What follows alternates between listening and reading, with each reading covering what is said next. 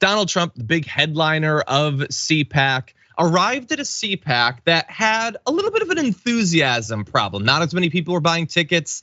The speeches were all just riddled with cliches, but Trump was gonna be different. He was gonna be exciting. He was gonna enliven the whole thing. He even got a pretty good crowd considering that not as many people went.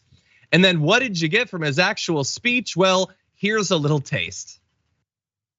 People said to me, "Are you sure you want to do it, sir?" I said, "Oh, this will be so amazing." I didn't know the word subpoena. I didn't know the word grand jury, those words, grand jury.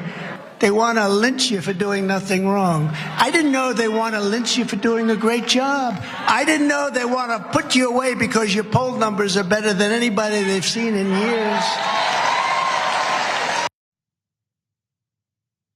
Okay.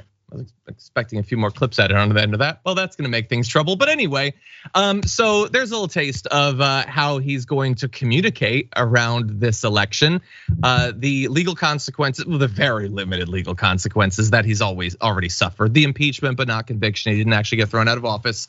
And the ongoing investigations that he has right now amounts to a lynching. By the way, not a digital lynching. You know how like in the past, they've wanted to invoke lynching, but they'll add a little extra word to it to sort of weasel out of the consequence. No, he doesn't do that. He's just throwing it out there multiple times in a row. He's being lynched because of this. And isn't it a great way as a responsible human being to talk about your ups and your downs, to assert that when people investigate you for things that are not disputable, stealing documents and stuff like that, we all know that he did it. Not only is that a lynching rather than a normal exercise of the justice system, but he won't even acknowledge that that's what it's for. It's because he has good poll numbers or whatever. Poll numbers are not great. I mean, maybe inside of the Republican Party, but that doesn't count for everything. In any event, just in that little snippet right there, you had him bragging about not knowing words. He, as what, a 72-year-old man when he first ran for office, doesn't know what the word subpoena means, despite being sued and suing people dozens of times throughout his life. He didn't know what the word meant. Grand jury, he has no idea how he'd reach this age in life without knowing that. I don't know. And then the clincher on it in terms of the grift for me was the little ad that came in from the side to promote free Trump gold coins. Because of course there has to be some sort of BS ad component to it. I'm going to save you the trouble. Thank you for bringing that up. Oh my God, all I have to do is text to get gold. I could strike it rich. How does he stay in business with this? Well, because it's not gold and you don't get it. Do I need to point that out? Go on Truth Social right now. Like every fourth ad is about some sort of free gold they're gonna give you. The rest are about macular degeneration. I don't know what's going on with that community. But anyway, it's all grift.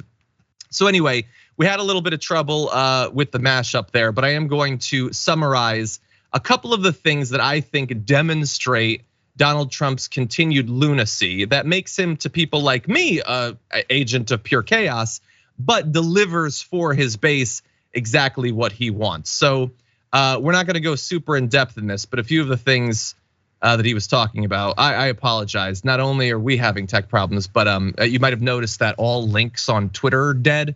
So that's fun. Anyway, yes, I do have those, thank you.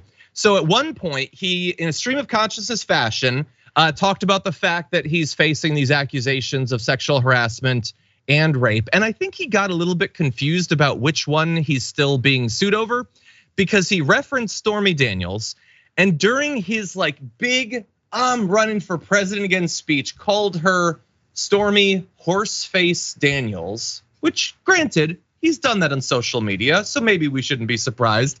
Then he just says, no attraction, no affair. No attraction, no affair. They loved it. They loved it. Well, why wouldn't they love it? That's who he is. He does this stuff. They know that he did it. They know that it's true, but they love the denial of reality combined with a little bit of misogynistic insults. He points out, and there was a bit of a sprinkling of insane policy declarations, things he probably won't actually do, but it wasn't just insults against women. He said at one point, under my leadership, we will use all necessary state, local, federal, and military resources to carry out the largest domestic deportation operation in American history.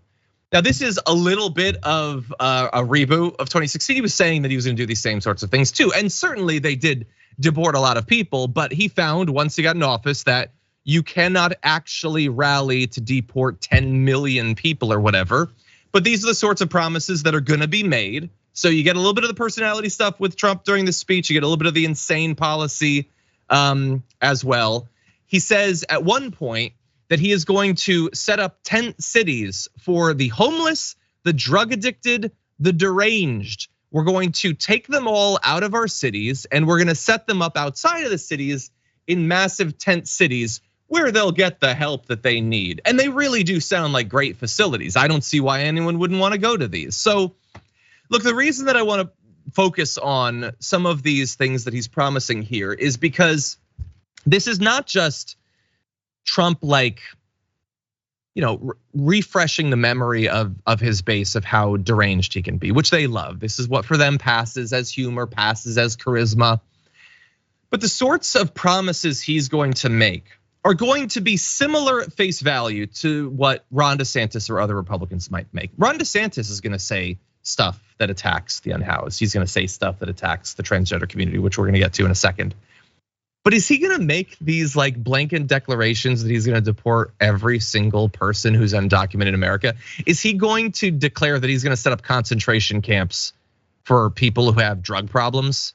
Presumably not the rich ones. I don't think Don Jr. is gonna accept the move. But do you think that like Ron DeSantis is gonna be willing to make those sorts of lofty promises? Now, whether any of this actually gets done or not is almost immaterial for the campaign. It's horrendous to even speculate about going forward, but he just needs to make the claim. He loves throwing out these massive promises during campaigns. He'll say, as he did back in 2016, that he's in support of single payer healthcare or whatever. What does he care? He can just say it, he doesn't have to actually do it.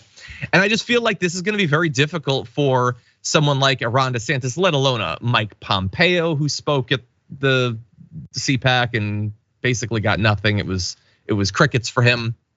It's gonna be very hard for them to counter some of this stuff. Let me give you a couple more of the ways that he's appealing to the culture war before we move on to more truly deranged stuff.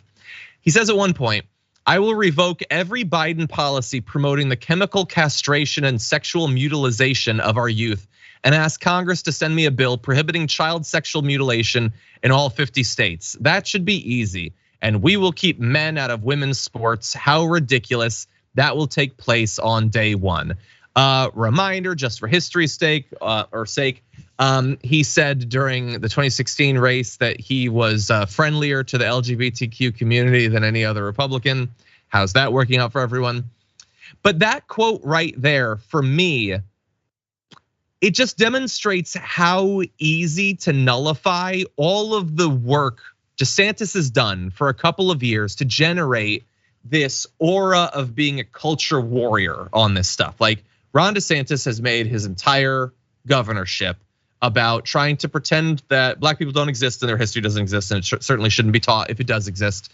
That every teacher is probably a bisexual predator and needs to be fired, and transgender people should be in the shadows or potentially worse.